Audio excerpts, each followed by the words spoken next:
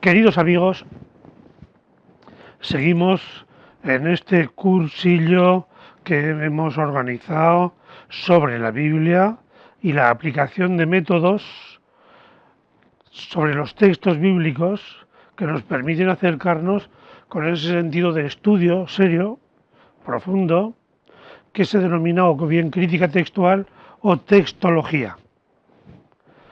Porque es el texto el que es lo que recibimos, y sobre ese texto recibido en un proceso larguísimo es donde fundamentalmente comenzamos a ver cómo nos ha llegado, qué nos ha transmitido, si ha sufrido variantes, cambios, si se ha ido adaptando y qué ha primado en esos cambios.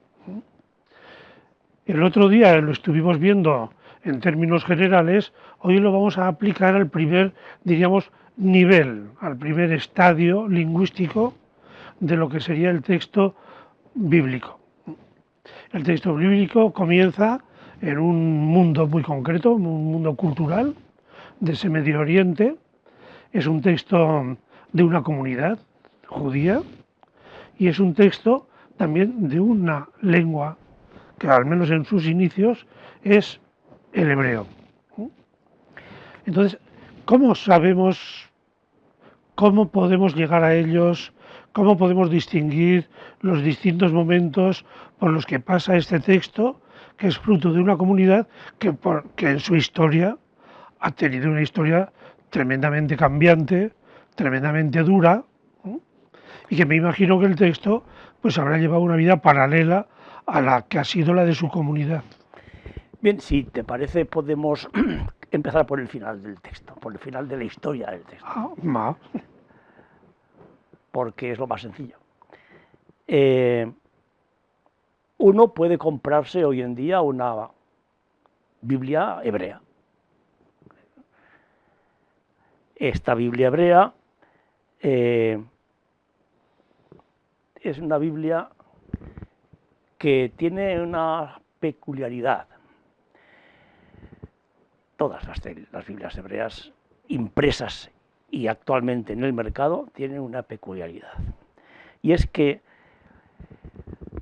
si me permitís, yo la compararía casi como en una composición de música con dos pentagramas. El pentagrama de la mano derecha y el pentagrama de la mano izquierda. Uno de los pentagramas son las consonantes, solo las consonantes. Y otro pentagrama son las vocales y los acentos. Es decir, en realidad son dos textos distintos. A ver, porque esto parece que choca. Choca mucho, claro. Sí, porque estamos hablando de una lengua en donde tú parece que nos quieres decir que hay que distinguir en esta lengua, por un lado, o un momento o una forma de hablarla y de escribir, bueno, de hablarla no, pero de escribirla solamente con consonantes. Claro. Yo recuerdo que solía hacer una pregunta capciosa en los exámenes.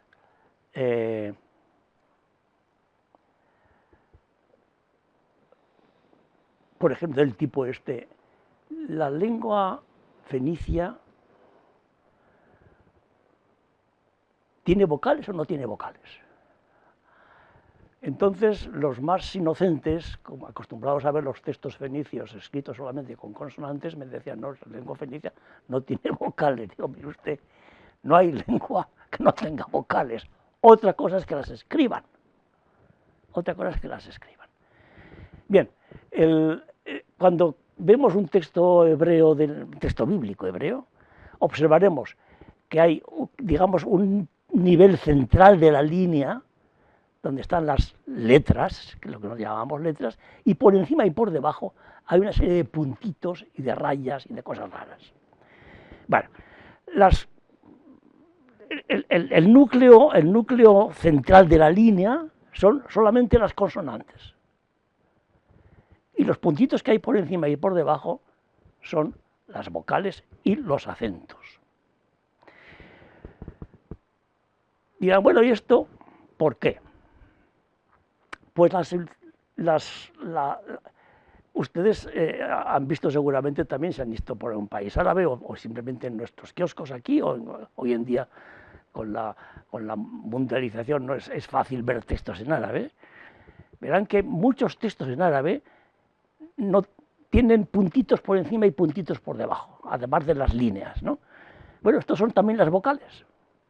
Es decir, que el sistema de las lenguas, lo que llaman las lenguas semíticas, el sistema de las lenguas alfabéticas semíticas, consiste en escribir las consonantes. Cuando una persona habla por ser su lengua materna y conoce perfectamente una lengua semítica, no necesita que le escriban las vocales.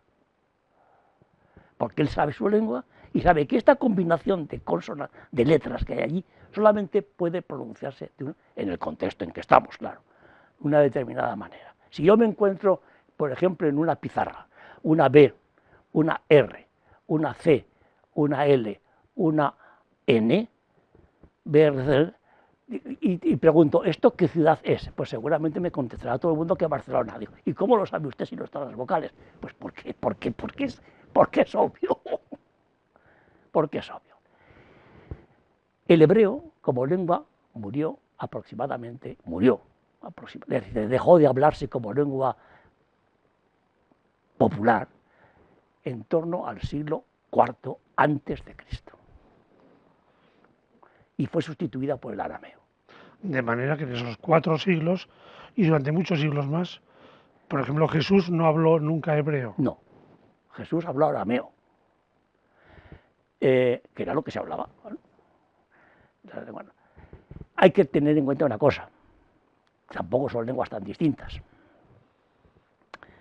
Es la distinción que puede haber entre dos lenguas románicas peninsulares, por así decirlo, ¿no? Pero vamos, son 2 lenguas que no son mutuamente inteligibles. Dejó de hablarse en torno al siglo IV antes de Cristo y fue sustituido por el arameo, como digo.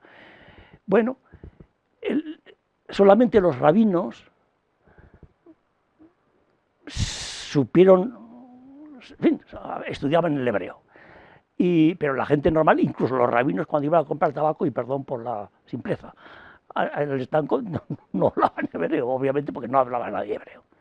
Esto fue desapareciendo poco a poco hasta que bueno, desapareció. Del uso normal y corriente.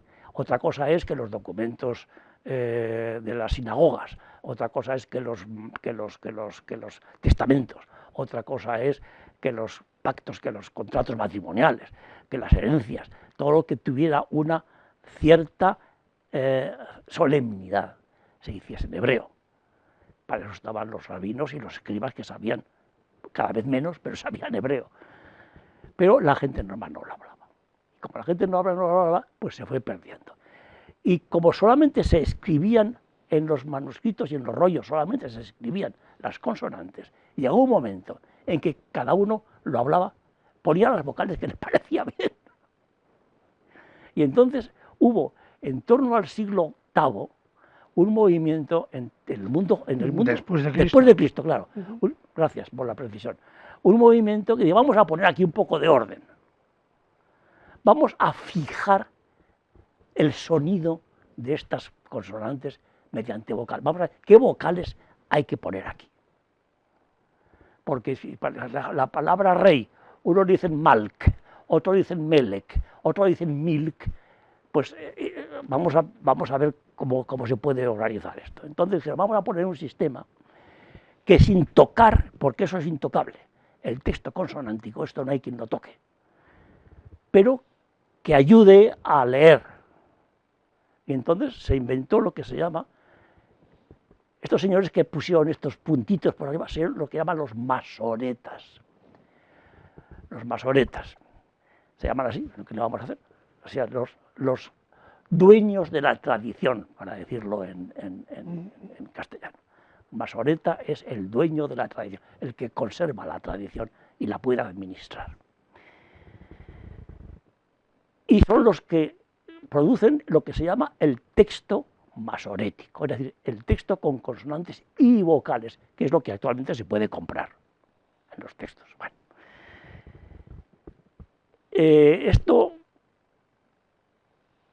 actualmente, los textos masoréticos, es decir, puntuados, más antiguos, son del siglo IX y siglo X después de Cristo. Los textos completos, desde Génesis hasta Crónicas. No hablo del Antiguo Testamento porque la palabra no me acaba de gustar mucho, pero en fin.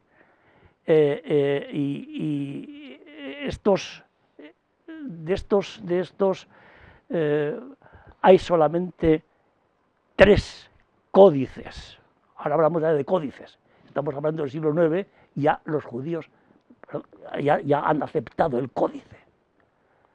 Siguen manteniendo los rollos en la sinagoga, pero ya tienen códices para poder, entre rabinos, decir, pues, mira, ven en tal sitio, mira, ven en tal otro. Y escriben en páginas. Claro, escriben en páginas y lo encuadernan. Bueno, hay actualmente 3 máximos representantes de la tradición masorética manuscrita, que me van a permitir que los cite porque es una cosa que creo que es bueno oírlo de vez en cuando, por lo menos una vez. Uno es el Codex Leningradensis B19A. Perdón. Este Codex Leningradensis B19A es del 1008 después de Cristo. ¿Y usted por qué lo sabe tan seguro? Pues porque lo pone en el colofón, que llaman. Los colofones son unos, igual que actualmente cuando se da una Biblia se van poniendo los nombres detrás, el abuelo y tal, no sé qué. Pues en la antigüedad había anotaciones en las Biblias, en los códices, y pues este libro lo compró mi abuelo, tal, no. Y lo copió fulano de tal el año 1008 después de Cristo. Bueno, claro, el buen crítico textual se pega un susto, porque dice, si el primer texto completo hebreo, de todos los libros hebreos, es del 1008, ¿qué pasa? ¿Qué pasa con los 1008 años anteriores? ¿Dónde están esos textos? Afortunadamente, se encontró otro códice, que es lo que llaman el Codex Alepensis, el Código de Alepo, que es de la Siria actual. De la Siria actual. Este está fechado también por el colofón en el año 930. Bueno, vamos ganando unos 40, 50 años respecto al anterior. Yo, si algún día escribo una novela policíaca, escribiré una novela sobre la historia del Códice de Alepo, porque este Códice de Alepo ha pasado las mil y unas perrerías. Apareció, desapareció, volvió a aparecer y volvió a desaparecer, y al final apareció otra vez en la Biblioteca Hebrea de Jerusalén, obviamente. Y ahí es el texto que sirve de base a una edición del texto hebreo actual, moderna, que es el Hebrew University Bible Project, que es una edición basada en el Códice de Alepo. Y he aquí que hace unos años, se conocía ya, pero hace unos años, se subastó un códice también del siglo IX o siglo X, que es el Códice Sassoon, se llama. Se subastó por la cantidad de, ojo, 38 millones de dólares. Y es un códice también que también tiene masora, es decir, tiene puntuación. Bien, estos son los textos más antiguos que hay. Es decir, el más antiguo nos estamos poniendo en el siglo IX, siglo X. Esto puede plantear un problema a algunos. Es decir, mire usted, es que desde Isaías hasta aquí el puente es muy largo. El puente es muy largo. Habrá que ver cómo se salva este puente. ¿Qué garantías tenemos de que en estos desde Isaías, 1500 años, el texto nos haya llegado de alguna manera reconocible? Porque seguro que se ha cambiado, seguro que se ha cambiado. Bueno, Entonces hay que recurrir a lo que llamamos los testimonios del texto. ¿Qué testigos tenemos, aparte de estos tres códices medievales, alto medievales, qué más tenemos? ¿Qué más tenemos?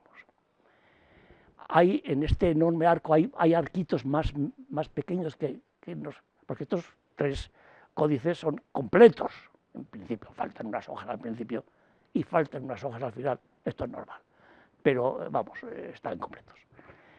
¿Y qué testigos directos tenemos del texto hebreo?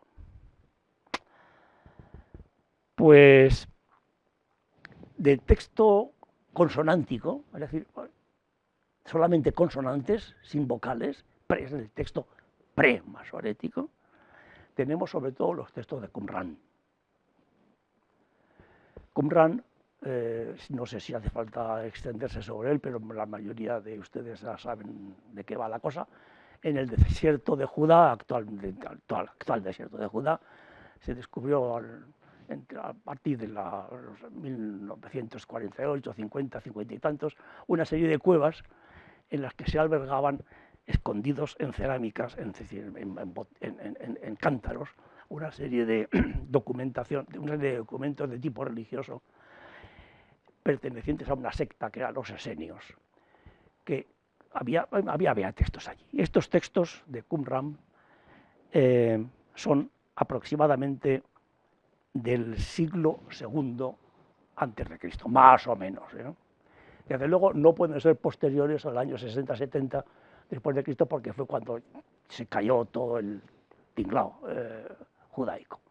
O sea, tienen que ser anteriores. O sea, el término antequem que dicen los es el torno al 70, después de Cristo. Pero vamos, por estudios paleográficos siempre se oscila un poco, son en torno al siglo II antes de Cristo. Hay algunos muy importantes. Hay varias cuevas. En la primera cueva se descubrió el manuscrito de Isaías, un rollo de Isaías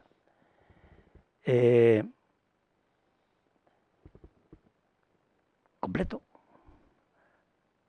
que tiene aproximadamente 1.375 variantes respecto al texto de Isaías, que actualmente está impreso.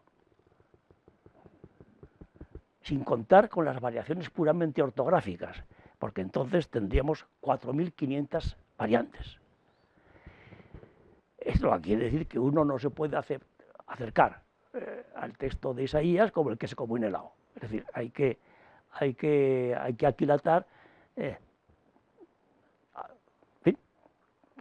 que estas variantes del siglo II antes de Cristo, ¿qué quieren decir?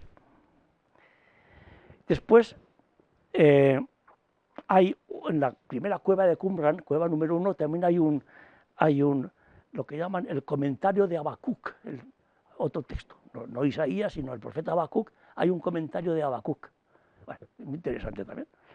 En el comentario de Habacuc está el texto del profeta Habacuc comentado, Pesher, que llaman ellos, Pesher Habacuc, Pesher, o sea, se hace el texto y detrás de cada versículo pone Pesher, comentario, que esto quiere decir que bla, bla, bla, bla, bla, bla, bla. Así como el texto de Isaías es un rollo, desde luego es un rollo para estudiar, pero es un rollo normal, el Pesher ya es un libro escolar, porque ya lleva comentario, lo cual tampoco se puede aceptar como testimonio fijo del libro de Habacuc. O sea que tenemos el rollo de Isaías, el libro de Habacuc. Después hay otros apócrifos. Y después tenemos en la cueva 11 un rollo también con 41 salmos. Y aparte de esos 41 salmos tenemos dentro de ese rollo 7 salmos apócrifos. Lo cual quiere decir que, si recuerdan ustedes que decíamos que la tradición está todavía en evolución. Es decir, no existe el canon. Y cuando uno dice, este salmo, tal, salmo de David, bueno, y además este otro también, y este, y este, y este, y este. Es decir, no ha llegado todavía el momento en que se ha producido la canonización. Estos son los textos de Qumran, y como digo, siglo II antes de Cristo. No está toda la Biblia en Qumran, ojo, hay fragmentos, muchos fragmentos, pero algunos de 3 líneas. Claro, estos fragmentos de 3 líneas comparados con el texto actual, dice, bueno, vamos a ver, ¿cambia mucho o cambia poco? Si cambia poco, quiere decir que el resto del texto también sería más o menos parecido, pero si cambia mucho, entonces tendremos que andar con pies de plomo. Todo esto siglo II antes de Cristo. Un poco más tarde, siglo II, también antes de Cristo, probablemente es un papiro, porque estos libros de Qumran son rollos de cuero, menos el del papiro de Habacuc. El papiro, hay un papiro que llaman el papiro Nash. El papiro Nash es un papiro muy curioso, porque está el decálogo. Y al final está la frase, el Shema Israel, Yahvé Eloheinu, Yahvé Echad. Escucha Israel, Yahvé nuestro Dios es un Dios único. Está el decálogo y al final está esta frasecita. Esta frase no pertenece al decálogo, obviamente. Está ahí, está el mismo papiro, pero es una cosa que no es del decálogo. Lo cual quiere decir que este papiro no es un papiro bíblico, sino que es una especie de, seguramente un amuleto que llevaría a alguien, o un libro, o un papel para ayudarle quizá a rezar, o en fin, lo que fuese. Pero no es un testimonio del texto bíblico, porque está el pegote este final. O sea que, bueno, estos son los manuscritos, estos son los testimonios que tenemos de Qumran en torno al siglo II antes de Cristo, muy poco, muy poco. Bueno, después tenemos en torno al siglo II después de Cristo, tenemos un volumen de los 12 profetas, encontrado en un rollo también en Wadi Murabaat, también en el desierto de Judá. El desierto de Judá es una fuente inagotable de sorpresas, todavía hoy. Y está el rollo de los 12 profetas, desde Oseas, Joel hasta el final, los 12 profetas menores. Se parece bastante, es decir, se parece mucho al texto actual canónico de los 12 profetas. Y nos plantamos entonces en el siglo II después de Cristo. Y después tenemos 5, 6, 7 siglos hasta que aparecen los primeros códices, estos que hemos visto antes.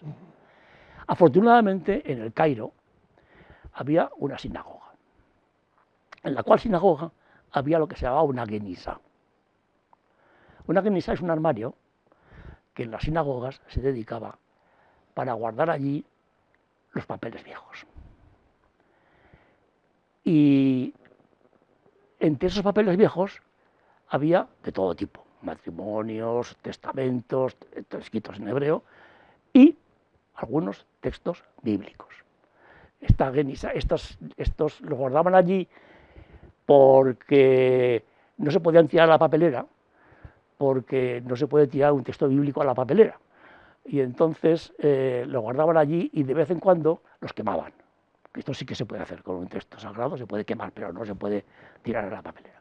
Y entonces en esta genisa los tenían allí seguramente en espera de hacer una limpieza y poderlos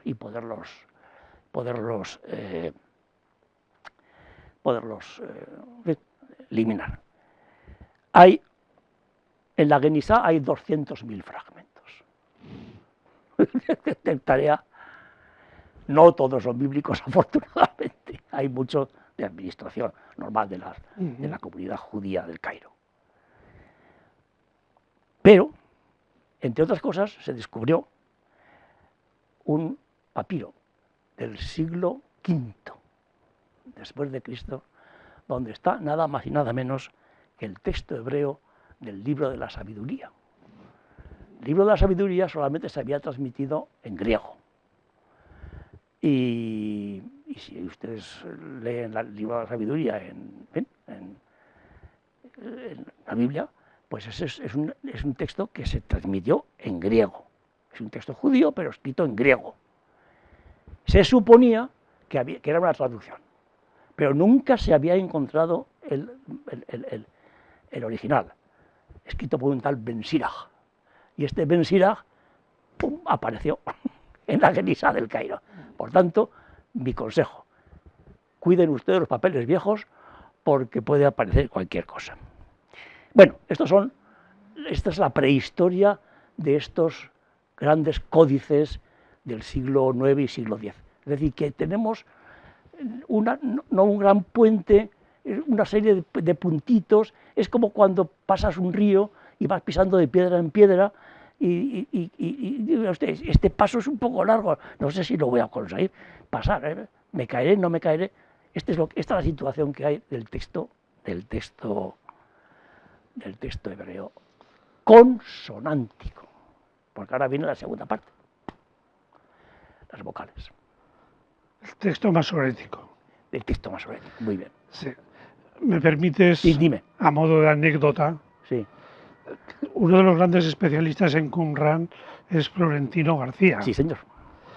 Y me encontré con él una vez en una biblioteca, por ahí por el mundo, y hablando, pues nos preguntamos, de Guadalajara, yo de Zaragoza, hombre, Zaragoza.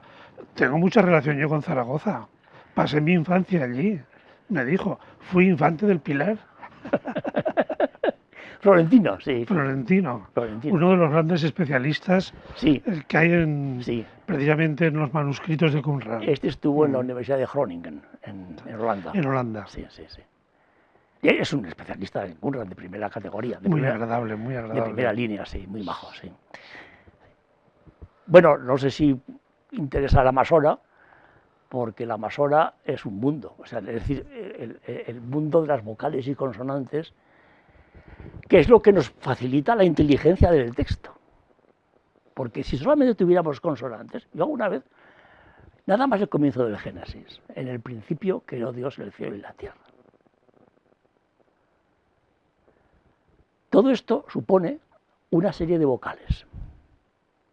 Rashid bara Elohim et hashamayim ve'et haaretz. En el principio creó Dios el cielo y la tierra.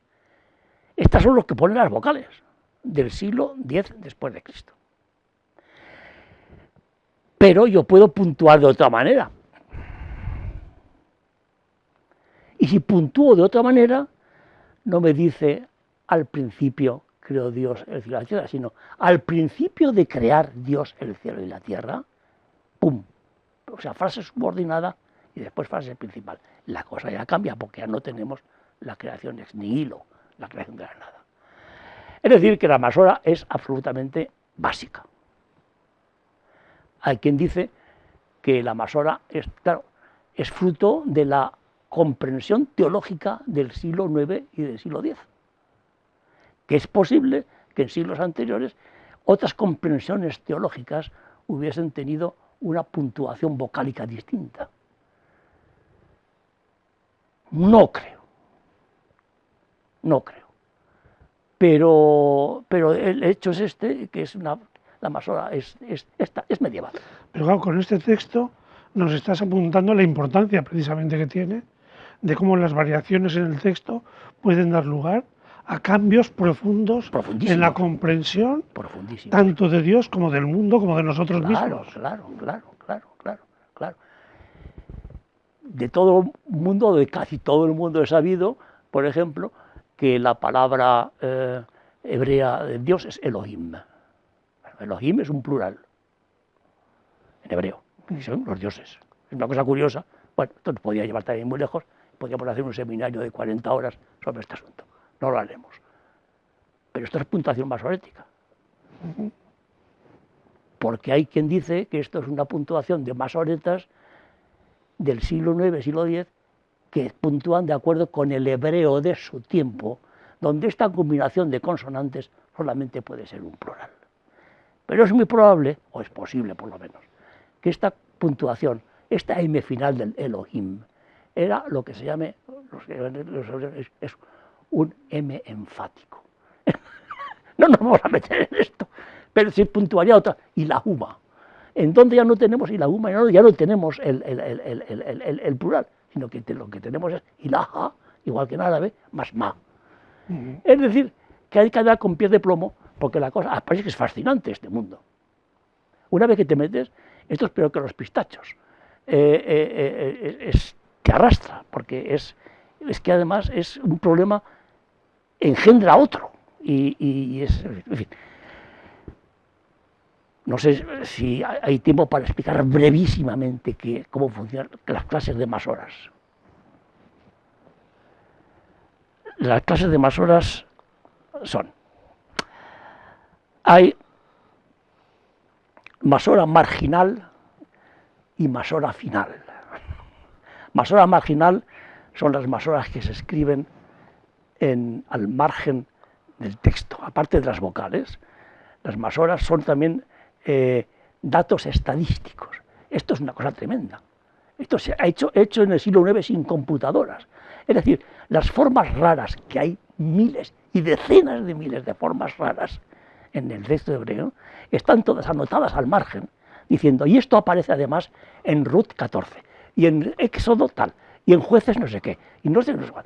Una cosa, con una vela y una pluma. Yo creo que esto es una de las consecuciones más asombrosas del espíritu humano. Una estadística absolutamente, una locura lo que hay allí, ¿no? Esto es la masora. Y claro, solamente la cuestión estadística, porque también la masora sirve no solamente para las vocales, sino que también son notas musicales. Es decir, la Biblia nunca se ha leído, sino se ha cantado. Si ustedes han asistido a los cultos sinagogales, verán que el cantor que llaman ellos, pues va cantando, es una cosa parecida, un canto. Es una cosa, una tonadilla, ¿verdad? Y va verso por verso. Y cada verso en la Biblia tiene dos acentos, un acento primario, un acento secundario, o sea, y todo esto va anotando en la masora, de tal manera que es como si hubiera también anotaciones musicales. Bueno, pues esto es la masora. El texto masorético, si ustedes tienen la curiosidad de observar la mayor curiosidad sería que se comprasen una Biblia en hebreo y aprendiesen a intentar leer, porque es un mundo absolutamente una locura, es una cosa fascinante. Para nosotros, acostumbrados a nuestros caracteres occidentales, ¿no?, entrar en ese otro mundo de caracteres de tipo oriental, pues es eso, otro mundo. Es otro mundo, claro, sí. Es otra cultura. Sí. Pero, ¿qué es lo bonito? Es entender cómo detrás de estas apariencias tan externas, como son los signos, las formas de escribir, se esconden unos cambios culturales, modos de entender, modos de vivir, completamente también distintos. Sí. Es decir, que la diversidad de nuestro lenguaje escrito, esa diversidad en lo material, significa una diversidad también a nivel psicológico, a nivel cultural, a nivel religioso, a nivel de convivencia, a nivel Hay de que tener en cuenta que estamos en una época, siglo IX, en que el Islam no está expandiéndose, está expandido. Es decir, esta influencia de los masoretas está, yo creo que, si no causada así, muy provocada por la tradición textual coránica. Es decir, los judíos de Alejandría leen esto de una manera, los judíos de Alepo leen esto de otra manera, los judíos de Bagdad lo leen de otra manera, las mismas consonantes pero con distintas vocales. Llega un momento en que seguramente hay una secta que llaman los caraítas, que dice, bueno, ya vale aquí de líos. Observad cómo los árabes de Marrakech leen el Corán de la misma manera que los árabes de Samarcanda, etcétera. ¿Por qué no unificar también la lectura? Y entonces es cuando uno de los muchísimos efectos positivos del Islam es precisamente haber contribuido a la fijación del texto hebreo, precisamente un poco no por imitación, sino un poco, fue motivado un poco Mirad cómo, vamos a intentar, también con puntitos arriba y abajo, igual que los árabes, intentar también unificar nuestra lectura. Sí. Y todo esto que estamos hablando es la línea que sigue, diríamos, el judaísmo culto. Claro. El judaísmo que todavía habla o entiende el hebreo. ¿Qué ocurre con el otro judaísmo que ha derivado en el arameo? ¿Cómo continúa? ¿Qué eslabón tiene de unión precisamente con la posteridad? Cuando el judío creyente va a la sinagoga, se lee la Torá. La Torá hay un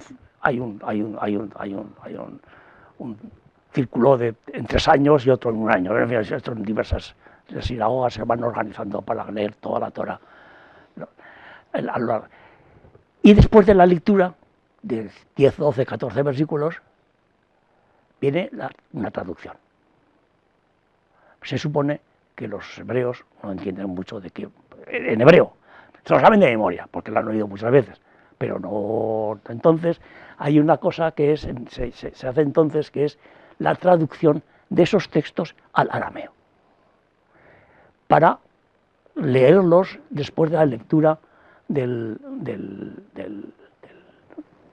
texto hebreo, que es lo que llaman los targumes. El targum arameo es simplemente una traducción del texto bíblico, hebreo, en original, sí. Y la cosa, bueno, se puede complicar un poco porque en Alejandría, que es una zona de predominancia griega, la Alejandría clásica, los judíos no traducen al arameo, sino traducen al griego. Y entonces se lee la Biblia en hebreo y después se hace un targum griego. Y ese targum griego es lo que llamamos los 70. O sea que la versión griega de la Septuaginta que llaman, esto es simplemente un cosido de targumes griegos. Lo curioso de esta Septuaginta es que es del siglo III antes de Cristo, siglo II antes de Cristo. Es decir, que la traducción al griego es 1200 años y está completa, anterior a los textos completos hebreos de la Edad Media.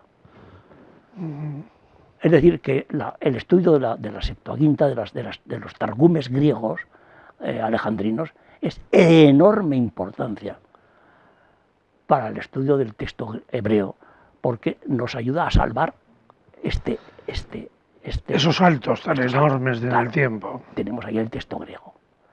Claro que es el texto griego.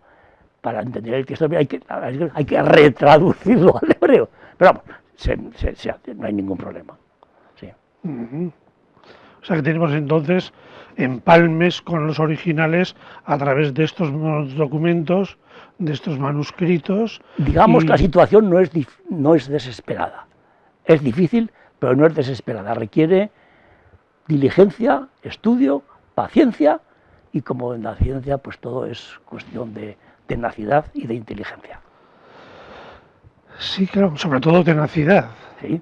Y también inteligencia. Sí, claro. Y método. Sí. Y todo de una forma, mucha paciencia. Sí. Y tratar de descubrir precisamente si el punto está justo en el sitio donde debe estar, sí, o está en otro sitio, porque entonces puede cambiar el sentido. Claro, quizá una de las consecuencias que pudieran extraerse, si es que se puede extraer alguna de este tipo de conversaciones que estamos teniendo tú y yo, es que cuando uno lee un texto de Isaías, de Jeremías, el de Génesis, cualquier cosa de estas, ojo que detrás hay un mundo, hay una historia.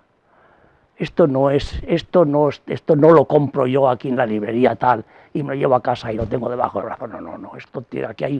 Aquí hay un latido histórico y cultural tremendo y hay auténticos dramas textuales aquí debajo. O sea, sí.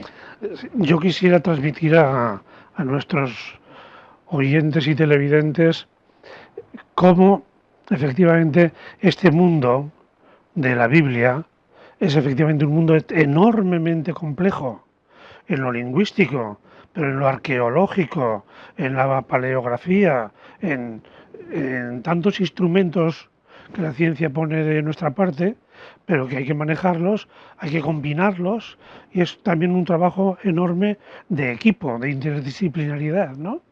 Hay miles de personas en el mundo dedicadas precisamente al estudio de estas culturas antiguas, de estos idiomas muertos, pero que nos dan tanta vida.